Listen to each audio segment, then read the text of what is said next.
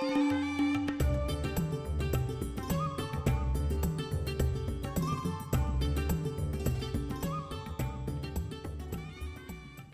dear students, I am Dr. Aruna Mohan from Delhi University and I am here to discuss with you in this session gametogenesis. We have already discussed in earlier sessions asexual reproduction, sexual reproduction, and sexual reproduction we started with human, the reproduction in human, and we have understood the male reproductive system and also the female reproductive system.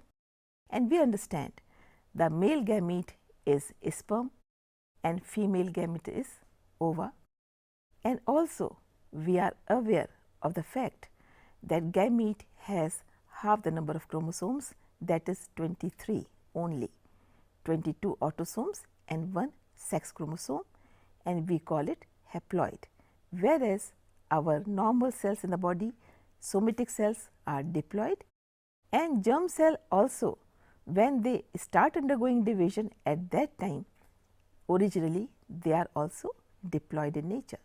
In this session, I am going to discuss gametogenesis.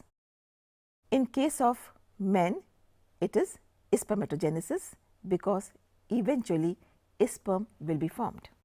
Before I go into detail, let me make you appreciate why it is happening, why this division is taking place. Of course, you will say, to form the sperm, to form the male gamete.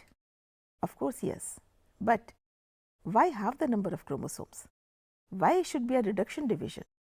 The answer is, this sperm is going to fertilize ovum at the time of fertilization, and after that zygote will be formed, and that will finally develop and grow into a baby. When sperm fertilizes ovum, it is meeting chromosomes of ova also. So, if sperm was carrying full number of chromosomes and ova was also carrying full number, the diploid number, that is 46, then chromosome number will be doubled in the zygote, and the baby will have double the number of chromosomes than what parents had, and the next generation it will be doubled again. How many times will you double? And not only that, it will have many other consequences. So, nature answered for this, and hence the reduction division will make the number of chromosome to half, so that half the number of sperms and half the number of ova, the chromosome number, when they meet, the result is a zygote which now has diploid number or full number of chromosomes, and that is why the reduction division becomes important. At this point, I would like to remind you that division are of two types. One is mitosis and one is meiosis. In mitosis, chromosome number remains the same, but in meiosis, chromosome number becomes half. That is one point to remember. The second point in this case is, in meiosis there are two continuous divisions. The first one is reduction division and second one is simple mitosis. I am giving you these details because I am going to apply these details while explaining spermatogenesis to you. So, if first division out of two in meiotic division, if first division is a reduction division, that means when one spermatogonia is dividing into two, I repeat, when one spermatogonia divides into two, each one will have half the number of chromosomes. Now, when this will divide into two, now it will have the same number of chromosome, because second division is mitotic. You can see in this slide, it started with one spermatogonia. That spermatogonia has undergone meiotic division, the first one, and that is reduction division. So, you have two cells, both are having half the number of chromosomes. You can see the movement of chromosomes. There on the left side is a bigger chromosome, on the right a smaller sized, and from both one chromosome has gone to each cell. That means one set in one and other set in other. Also children, you know that you have chromosomes in pairs. That is why I said 23 pairs. From every pair, one will go to one cell, other will go to other cell. That means each pair is represented by one individual chromosome in one cell, and that is why and that is how the chromosome number becomes half. Now we are ready with haploid cell. Now this haploid cell will go simple mitotic division. Each will give rise to 2, and hence you will have total 4. From 2 you will have 4 cells. But now simple mitosis will result into 23 chromosomes only. So please remember, we started with 46, it became 23 after first meiotic division, and now second meiotic is simple mitosis. So all the 4 are having 23 chromosomes, and now they will give rise to sperms, and hence sperm will have 23 chromosomes. If we try to name these cells, we started with spermatogonia, primary spermatocytes, secondary spermatocytes, spermatids, and then the sperms.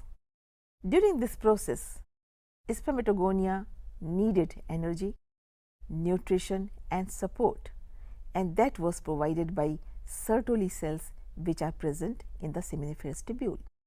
Try to visualize or imagine that this spermatogonia was present in the seminiferous tubule.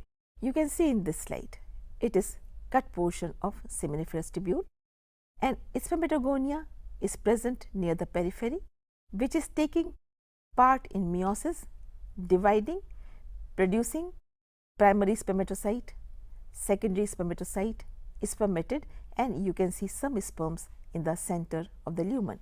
Here is the sperm. By now you are familiar with the structure of sperm. It has head, neck, middle piece and the tail. The acrosomal part of sperm helps in penetration of ovum. Try to imagine that ova which is larger in size, sperm is smaller in size. The ova which is larger in size provides a bigger surface area for sperm to touch it and penetrate it. The moment one sperm through acrosome touches the ova and pricks it, that is the point the outer membrane of ovum becomes tough, hard, so second sperm cannot enter. As I told you, in one ejaculation during the intercourse, millions of sperms are transferred from male to the vagina of the female, which all start swimming towards the uterus and then towards the oviduct and then towards the fimbriated end of oviduct. Whichever sperm reaches first will fertilize. They cannot struggle with each other in reaching first, because the moment one prick is there by the sperm, the outer covering of ova hardens and second one will not be able to penetrate. One more point which you all should remember, my students, that after ovulation the ova comes to the upper end of oviduct, and at this point this is the place where fertilization takes place. Why? Why it takes place near ovary or in the upper part of oviduct? Why not in uterus? Why not in lower part? The answer is that lifespan of ova in the female body is 48 hours or 2 days. Once ova is released from ovary and falls into the oviduct, now its life is 2 days, and in 2 days it cannot travel more than the upper 1/3 of oviduct. If it is fertilized, then it is to be fertilized in this area, and if it is not fertilized, it won't be able to move further because it will die. So, ova without fertilization cannot move and reach uterus. So, fertilization cannot take place in uterus, though sperm is passing through uterus, entering the oviduct and reaching up to the upper end. So, for fertilization to occur, the site of fertilization has to be the upper 1/3 of oviduct. That is the reason. After fertilization, when zygote is formed, now it has full life. It will take 7 to 8 days to reach uterus. If it is fertilized, it won't die. It will reach uterus, and after it reaches uterus, wherever it touches the uterus, that becomes the implantation site and the placenta will start forming. Coming back to sperm again, once sperm penetrates the ovum and it reaches inside, now its nucleus, which is containing 23 chromosomes, will join the nucleus of ovum, which is also containing 23 chromosomes, and now it becomes one nucleus containing 23 pairs of chromosomes, hence 46 in total. If this sperm was Y carrying, the result is XY, and if this sperm was X carrying, the result is XX. Once the fusion of nuclei has taken place and zygote is formed, now this zygote will not die. Like I told that ovum will die in 2 days. Now this zygote will survive well and will move down to uterus in 7 to 8 days. And during this movement also it is dividing, and by the time it reaches uterus it is 32 or 64 celled stage, and then the implantation takes place. This slide shows in detail how spermatogenesis occurs, and it is a schematic representation. You can see the meiotic division. You can also see the division of one spermatogonia into two.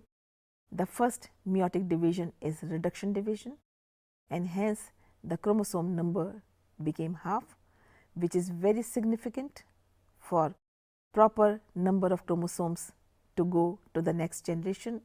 Also, I would like to tell you, my students, that if there is one chromosome less or one chromosome more in the baby, it is going to create havoc in the life of the child. So, we cannot afford one chromosome more or one chromosome less. That results into syndromes, so many kinds of syndromes which we may discuss in some other session. So, once reduction division takes place properly, both the cells have half the number of chromosomes, neither more nor less. And if I say half, it does not mean any half, it means a particular half. And what is the meaning of particular half?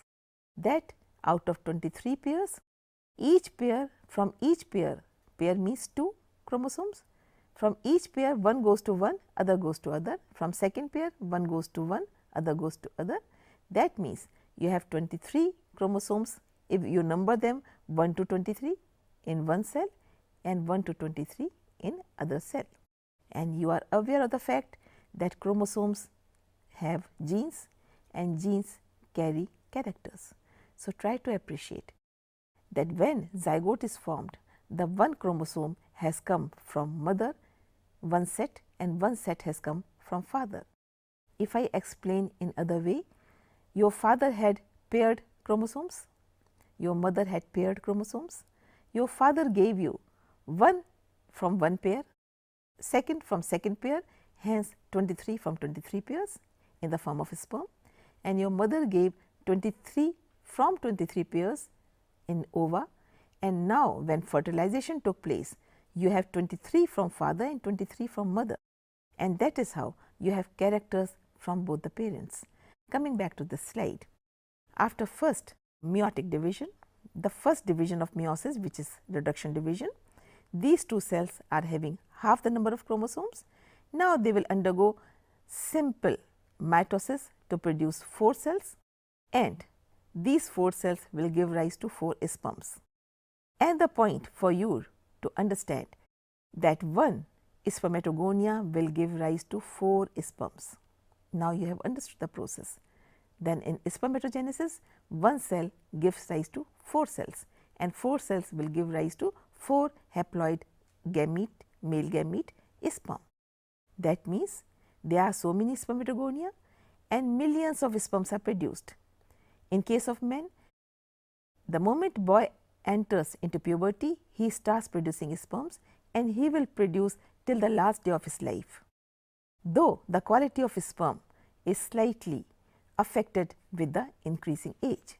So, we have understood the topic gametogenesis in relation to spermatogenesis, formation of male gamete sperm in male system by the process of meiosis from germ cell called spermatogonia, which is lodged in testis inside the seminiferous tubules, and it gets the nutrition in the process from Sertoli cells, and hormonal part is looked after by Leydig cells. So, a complex phenomenon, but very simple and is done by our human body machine in a very efficient manner. With this, we come to the end of this session. Thank you very much.